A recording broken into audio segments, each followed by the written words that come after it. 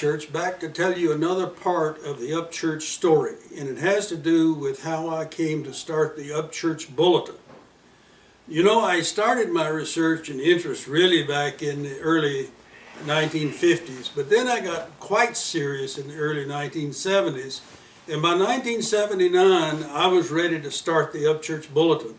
Let me mention to you why this is so important. It is a fact that most people who collect family histories end up with having them in the dustbin because someplace they pass it along to their children or their grandchildren. Pretty soon no one knows what all that old dusty stuff in the trunk is about, and it gets thrown out. Well, I wanted my stuff not to be thrown out, so I created the Upchurch Bulletin. And I deposited it in a number of libraries, and we had quite a few subscribers, so the word of the Upchurch Bulletin has spread around, and I'm now in my 33rd year of publishing the Upchurch Bulletin, and I hold a copy of the first edition in my hands. I'd like to walk through this just a little bit to tell you how it's organized, because for 33 years I've used the same organization, so anyone who picks up the Upchurch Bulletin, they say, oh, this is very similar to what I've had before. So I'll just run through the categories and make a few comments about the different chapters I have in each Upchurch Bulletin. The first thing is always from the editor. I tell people a little bit about what I've been doing, and my wife and my family have been doing since the last Upchurch Bulletin. Trips we've made, this, that, or the other. And I try not to get too boring, but quite a few people have said it's like receiving a letter from home. So I've always felt encouraged to tell a little bit about the farm and what we're doing and what I was doing in my professional life, but especially what I was doing in family history.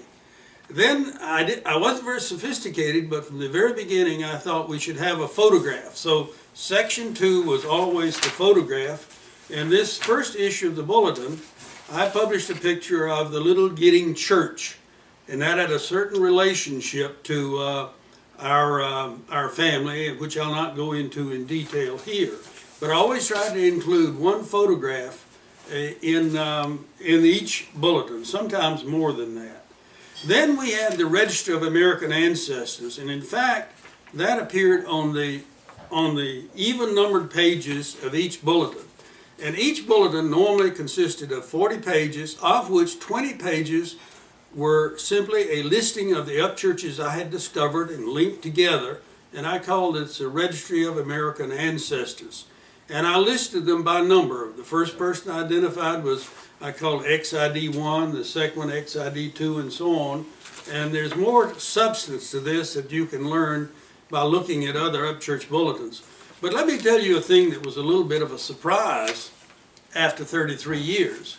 I wrote in this first bulletin this idea that I thought that in this second paragraph in the first bulletin, I said there must be at least 20,000 of these people in America, and the total might be as high as 40,000.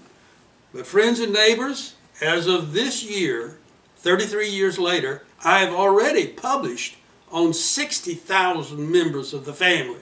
And I would estimate there are maybe as many as 1 million of us that have some kind of Upchurch connection in America. Of course, not all bearing the Upchurch name.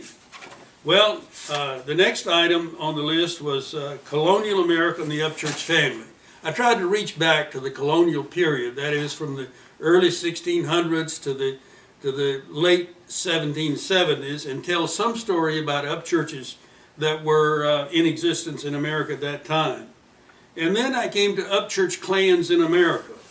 Now I divided the Upchurch family into 22 clans, each headed by a member of the 5th generation of the family who lived about the time of the Revolution.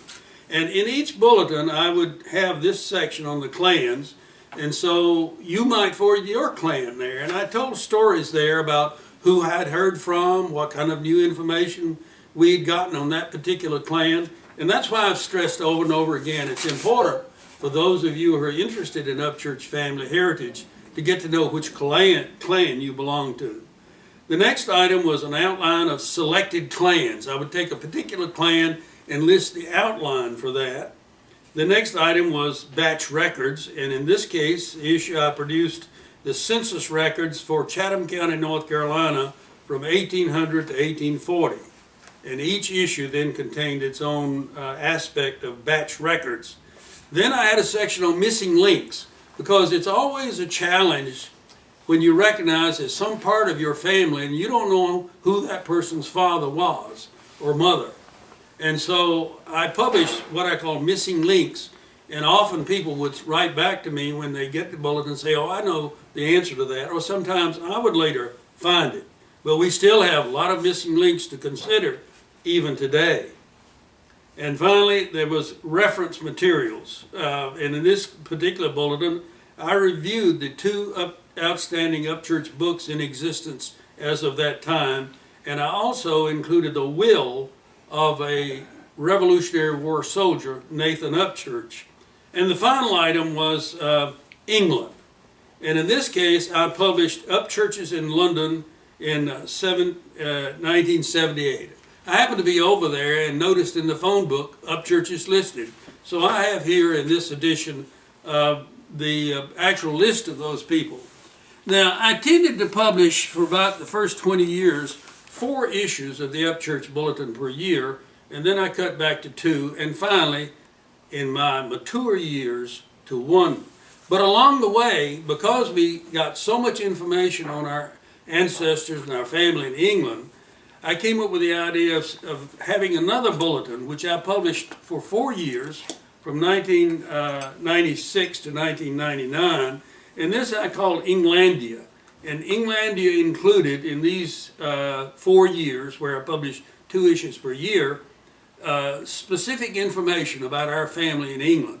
Now, before that time and afterwards, I included the English information in the Upchurch Bulletin. But you might be interested as to how I came by the name of Englandia. I mused and mused about this, and I finally came up with the idea that I really appreciated the musical piece entitled Finlandia. It's a very popular piece, and I played with words, and it is from Finlandia that I created the name Englandia, which is about the Upchurch family in this bulletin. Now, in terms of any other specific items in here, I could comment about any one of them and talk to you about them and tell you more details, but I think you need to get your hands on copies of the Upchurch Bulletin one way or another. Now, the thing we have found out over the years is there's much more that we can put in these bulletins. So in recent years, last year or so, cousin Tom Upchurch from Georgia and I have begun to figure out how can we spread the word more widely. So now we have a website up and running, and we are producing these videos, and in fact we're exploring how to put the Upchurch Bulletin online. And we've had to redesign it a little bit, so the current issue in 2012 is especially written and designed to be electronic all the way, and we hope we will be able to post this online one way or another, and that will serve as an illustration. Now, if we had tons of money, we could get all those others online too, but that's another story to tell at another time.